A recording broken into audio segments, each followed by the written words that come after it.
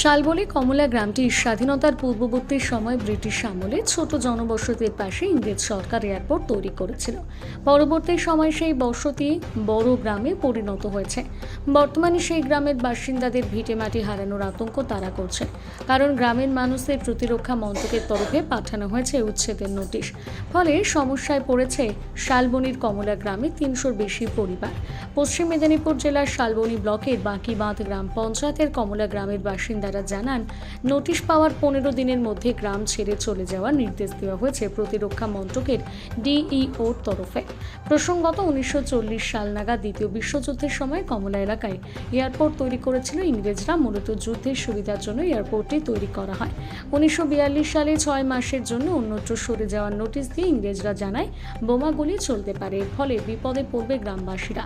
অস্থায়ীভাবে তাদের অন্যত্র সরে যাওয়ার নির্দেশ দেওয়া হচ্ছে। সেই মতো অন্যত্র সরে যায় গ্রামবাসীরা। যুদ্ধ মিটে গেলে গ্রামবাসীরা নিজেদের ভিটেতে ফিরে আসতে শুরু করে। ইংরেজ বিতরণের পর তাদের পরিত্যক্ত এয়ারপোর্টের জমিতে তৈরি হয়েছে টাকা ছাপানোর টাকশাল। তার একপাশে তৈরি হয়েছে কোবরা বাহিনীর প্রশিক্ষণ ক্যাম্প।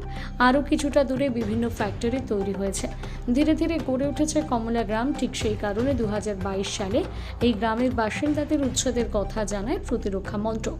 তারপর গ্রামবাসীরা প্রয়োজনীয় নথিপত্র নিয়ে প্রতিরক্ষা মন্ত্রকের অফিসে গিয়েছিলেন, কিন্তু কোনো লাভ হয়নি। গ্রামবাসীরা জানান, ৫ পুরুষ ধরে এই এলাকায় মানুষ বসবাস করছে। এখন বলছে উচ্ছেদ করে দেবে। পরিবারগুলো কোথায় যাবে? ভিটেমাটি হারালে কোথায় যাব? আমাদের কথা ভাবতে হবে। জমি অধিগ্রহণ হলে আরও ২-৩টি গ্রামের মানুষ সমস্যায় পড়বে। কেন্দ্রীয় প্রতিরক্ষা মন্ত্রকের কাছে মানবিক দৃষ্টিভঙ্গিতে বিষয়টি দেখার আবেদন জানিয়েছেন। এখানেই রয়েছি, যা হয় হবে। হ্যাঁ, এখন আমরা এই শীতকালে যাব কোথায়? হ্যাঁ, আর সঙ্গে সঙ্গে তার আমরা তো বাপ ঠাকুরদাদা, আমরা তো জন্ম থেকে দেখছি যে আমাদেরই জায়গা, আমাদেরই সব। হ্যাঁ, আমরা সেইভাবেই ঘর দুয়ার করে আমরা জানি আমাদেরই বাপ ঠাকুরদাদা যখন ছিল, তাহলে আমরা জানি আমাদেরই, আমরা এইভাবেই বসবাস করে রয়েছি। হ্যাঁ, আমাদের এইটা ব্যবস্থা, আমরা কি করে যাব? আমরা এখন যাব কি করে? এইখানেই থাকবো, আমরা যা হবে হবে। হ্যাঁ, মরতে হয় মরবো আমরা এখানেই। হ্যাঁ, আর কি করব? খুবই আতঙ্কের মধ্যে আছি। হ্যাঁ, ২০০০ বারবার বলতে ২০২২ সালের নভেম্বর না ডিসেম্বর মাসে সেই যে এসেছিল। হ্যাঁ, এত বছর তো আসেনি। আগে তো আমরা জানতাম না যে এটা মিলিটারি ল্যান্ড বা আমাদের ইয়ের জায়গা, প্রতিরক্ষা দপ্তরের জায়গা। তারপর এখন এই তো ২০২২ সালে প্রথম নোটিশ আসতে আমরা একটু আতঙ্কিত হই। ২০০০ নোটিশে আপনার গেছিলামও কলকাতায় প্রতিরক্ষা দপ্তরের অফিসে, স্টেট অফিসারের কাছে।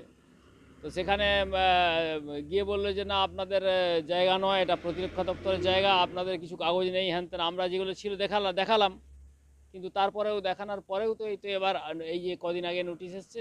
নোটিশ কেন? এটা এখন আতঙ্কিত সকল গ্রামবাসী আতঙ্কিত হয়ে রয়েছে যে কি হবে, এখানে থেকে উঠে যেতে হবে না। এখানে আমাদের পূর্বপুরুষ কত বছর, তো আমি তো আমার বয়স হয়েছে ৬২। তার আগে ধরুন আমি এখানেই জন্মেছি, এই ভিটাতেই। তার আগে বাবা মা ঠাকুরদা ঠাকুরমা সবাই ছিলেন। চাইছি আমরা স্থায়ীভাবে এখানে থাকবো। আমাদের এরকম নোটিশ ফোটিশ যাতে না আসে, আমরা একদম সমস্ত কিছু আমাদের কাগজপত্র দেওয়া হোক। যদি কাগজপত্র আমাদের যেগুলো আছে সেগুলো যদি না মানা হয়, তাহলে নতুন করে কাগজ দেওয়া হোক। হ্যাঁ, এটা নিয়ে আমার কাছেও এটার ইনফরমেশন এসছে। যদিও প্রতিরক্ষা দফতর বা কনসার্ন যে অথরিটি, তারা সরাসরিভাবে এখানে অ্যাডমিনিস্ট্রেশনের কাছে কোনো রকম কমিউনিকেশন আসেনি। তবে আমি জানতে পেরেছি যে এটা ভূমি দফতরে তাদের সাথে কমিউনিকেশন হয়েছে, মানে তারা কমিউনিকেশন করেছে। এবং যে জায়গাটার কথা বলছেন, অর্থাৎ শালবনীর বাঁকিবাঁধ গ্রাম পঞ্চায়েতের আন্ডারে কমলা বলে যে মৌজাটা রয়েছে, সেই মৌজার একটা সার্টেন পোর্শন ডেফিনেটলি সেটা প্রতিরক্ষা দফতরের নামে নথিভুক্ত রয়েছে বলে আমি জানতে পেরেছি, এবং সেটা নিয়ে তারা নোটিশ করছে।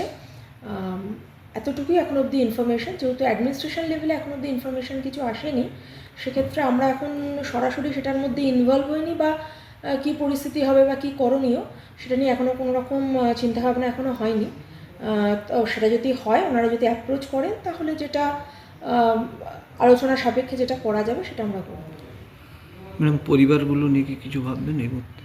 ডেফিনেটলি ওখানে যদি দেখা যায় যে ওনাদের যে জায়গা, মানে যেটা ডিফেন্সকে ইতিমধ্যেই দেওয়া আছে, সেই জায়গাতে যদি কোনো পরিবার ইতিমধ্যে বসে থাকে তাহলে তাকে কিভাবে করা যায়, বা আদৌ যে জায়গাটায় বসে আছে সেটা আদৌ ডিফেন্সের এই মুহূর্তে রয়েছে কিনা, এটা তো এইভাবে ভার্বালি বলা যাবে না। এটা যতক্ষণ পর্যন্ত না পরিমাপ হবে, গ্রাউন্ড লেভেলে মেজারমেন্ট হবে, ওটা কিন্তু আমরা কোনোভাবেই বলতে পারবো না। এমন হতেও পারে যেখানে তারা বসে আছে সেটা হয়তো তার বাইরেই রয়েছে অথবা তার মধ্যেও থাকতে পারে, এবং যেটাই হবে সেইভাবে ডিসিশন হবে। তবে এটুকু অন্তত অ্যাসিওরেন্স থাকবে যে যদি সেরকম কিছু হয়ও তাহলে মানুষগুলোর অল্টারনেট কী ব্যবস্থাপনা হবে সেটা নিয়ে নিশ্চয়ই প্রশাসন চিন্তাভাবনা করবে। তবে এখনও ততটা এগোয়নি আর কি, এবং প্রশাসনিকভাবে কোনো রকম কমিউনিকেশনও আসেনি।